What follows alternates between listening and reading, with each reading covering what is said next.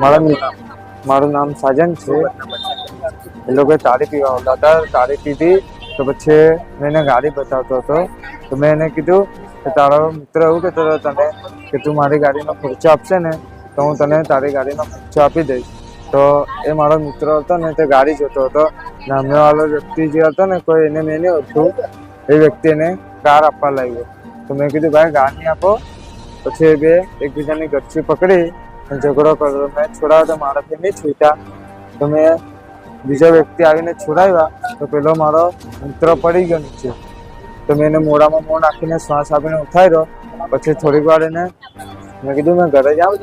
ને ઘરેથી કોઈને બોલાયેલા એના મમ્મી પપ્પા હતા પણ એના મમ્મી નહીં હતા. એના મમ્મી કામ ઉપર ગયેલા. તો એનો ભાઈ નહોતો નાનો, એના જીજુ હતા. એ બેને બોલાવીને આવ્યો. એ વ્યક્તિ અહીંયા હરિચંપા રહે પણ નામ નથી. રૂપડાઉન ફાર્મ હાઉસની બાજુમાં.